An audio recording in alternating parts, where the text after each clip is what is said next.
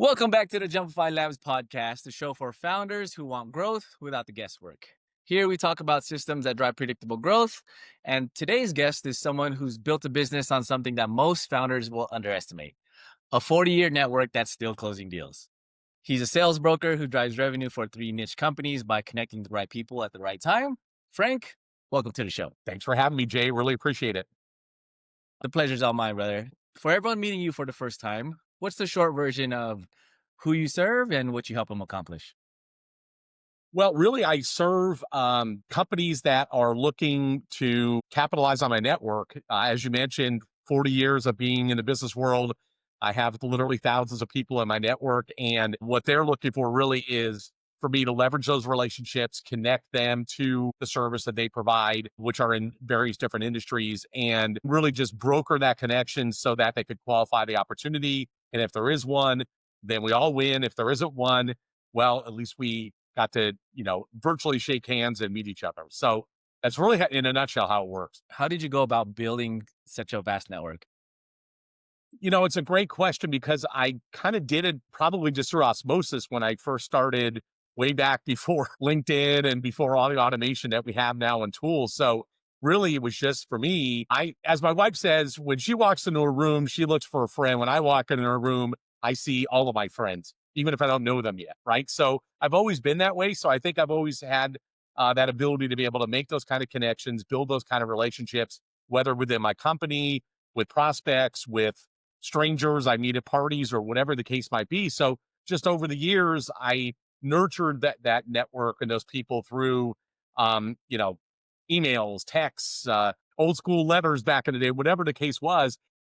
Really just uh, and to be clear, nurtured those relationships as well. And I think that's really the key because I have some people, that I'm working with now that I've known for 30 years, and it's because I kept that relationship alive over time, even if there wasn't really a need for us to work together or help each other. It was really just more about, yeah, I invested the time in that relationship. I want to make sure that I maintain it. So that's really how I did it. And then in this case, it's built up over such a long period of time with so many people.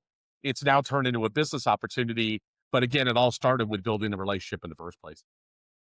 Yeah, absolutely. And myself being in sales for over the past 10 years, a lot of sales reps after that first call, if it doesn't close, they completely forget. There's no follow-up, there's no nurturing of the relationship. What patterns do you feel like you have within yourself that helps you to maintain and not let these contacts basically just fall by the wayside?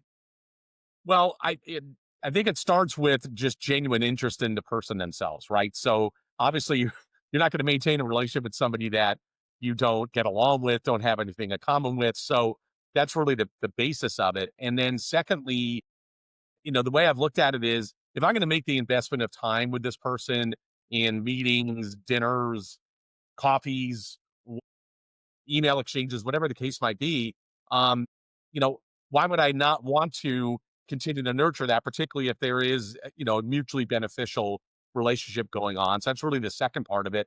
And then the third part of it is just really being committed and building time into my calendar, regardless of how busy it is, to do outreach, right? Whether it's texting somebody, say, hey, I'm thinking of you, hope everything's okay. Or, saying happy birthday to them on LinkedIn or happy anniversary, congratulations on with this, or whatever the case might be, because those things show you care and they keep you alive in their mind as well.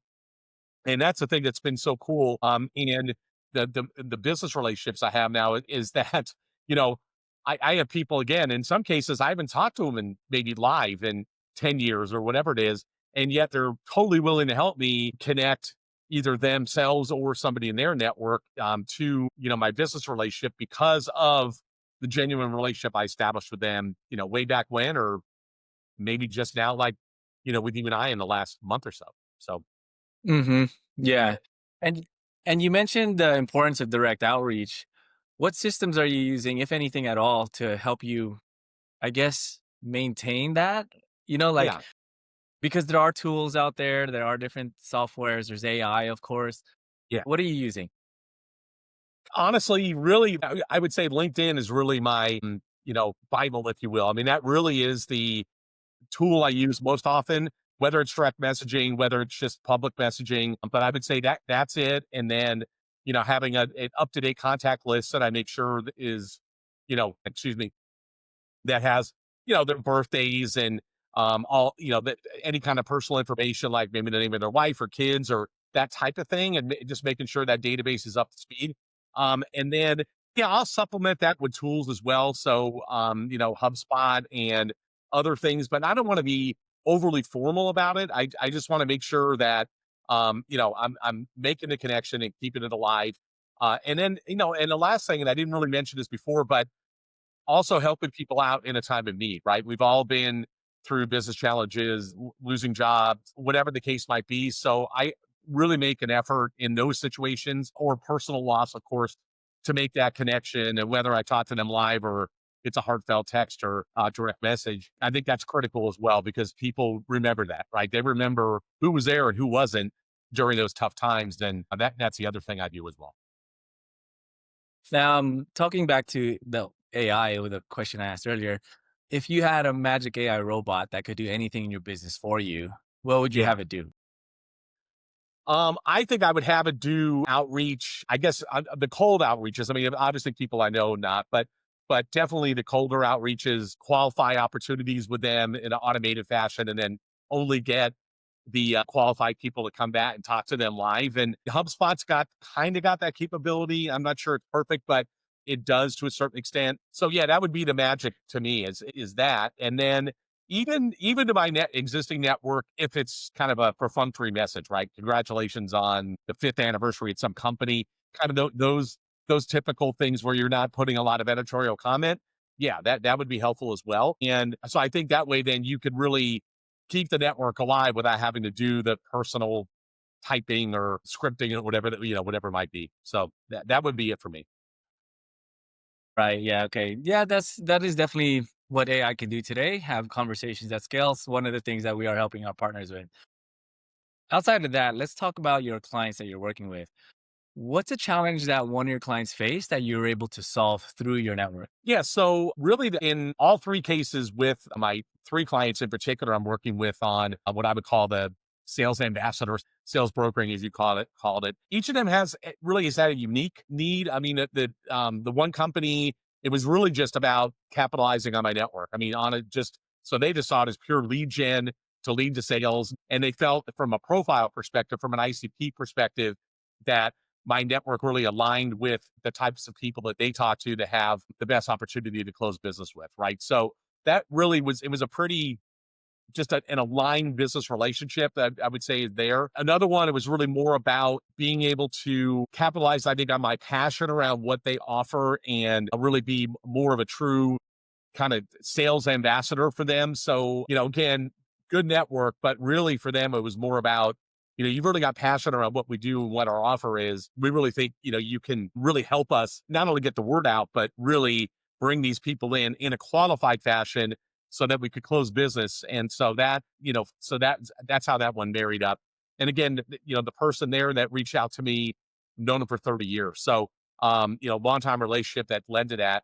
And then the last one, somebody else I've known for like 15 years. It's more of my corporate alignment in terms of what I've previously done, as well as vision for what they do. So that one, I would say more my business acumen, secondarily the network. Each one's been a little different, but I would say it's a combination of my previous corporate experience, skills I've built over my career, and obviously the network.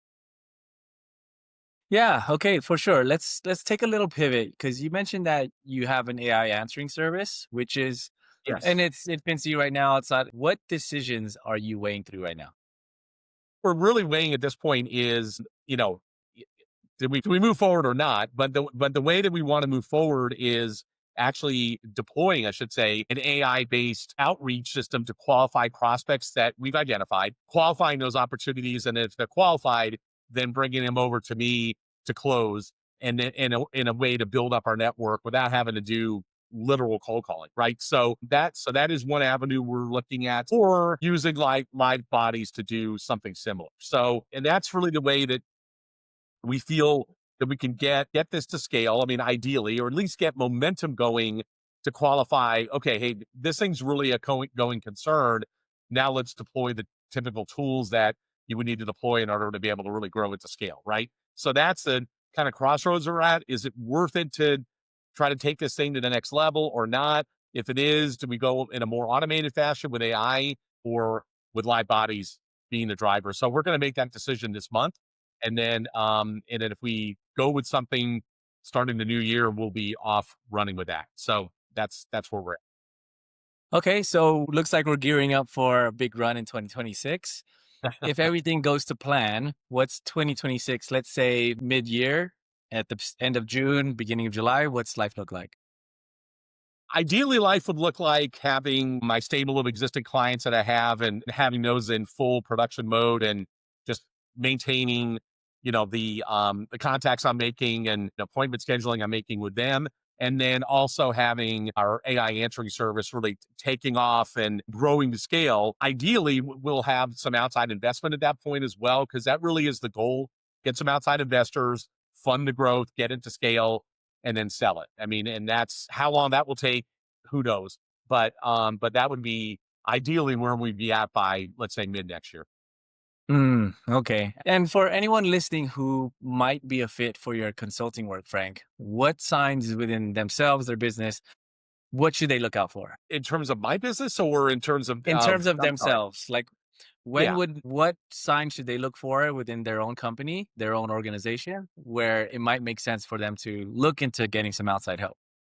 Okay. Good question. So, I think it's where they have maximize their ability to, um, you know, build their funnel. Basically, where hey, we've done a good job building our funnel. And again, I'm talking smaller businesses that maybe don't even have a full time salesperson, or the ownership is leveraging their own network, and or maybe partners are leveraging their own network, but kind of where they've topped out and they've maximized everything they can, or getting close to that point, and they really need help either figuring out different ways to tap into their network, or they just need a broader network, period, right? And bringing in somebody like myself that can, where they provide, the ICP, they provide the information, the outreach information, whether it's email, text, direct messaging, et cetera, to help me, message the right way for what they offer. And then really just based on my relationships, bring them to the table and, my prospects to the table, and then identify business opportunities for them that way. So to me, that would be it, is where they've kind of hit that crossroads that they need a broader base of people to prospect in. Absolutely. And Frank, where can people connect with you, learn more about what you're working on? Really, LinkedIn, as I mentioned. So it's Frank Mona the third, and you can direct message me, and I'll definitely respond, and then we'll begin the dialogue. So yeah, I'm on there every day, and it's really where my network lives. And what's one thing that people should know before they actually reach out to you? Really, well, I guess I would say just my operating philosophy. I'm a real believer in servant leadership. It's something that I've always practiced in throughout my career, whether in a corporate career or as an entrepreneur. So I'm always looking for win-win relationships with prospects and clients, where we're both benefiting from what I'm bringing to the table. It's not just somebody I'm making money from, but rather it's a 1 + 1 = 3 situation. It's really looking for a partnership, not just a transactional relationship to do business in. Absolutely. We function the same way. We don't work with clients, we work with partners. So we're aligned on that mindset. All right. Good. Well, Frank, thank you so much for sharing some of your knowledge with us. If you want to reach out to Frank, he very generously opened up his inbox on LinkedIn for you to tap in there and start the conversation. And if you like more conversations like this, if you want to hear from more leaders like Frank, who basically started with a little bit of a dream and they're building themselves up using systems to scale, make sure you tune in to Jump Labs for more. My name is Jay. Thanks so much. We'll talk again soon. Thank you.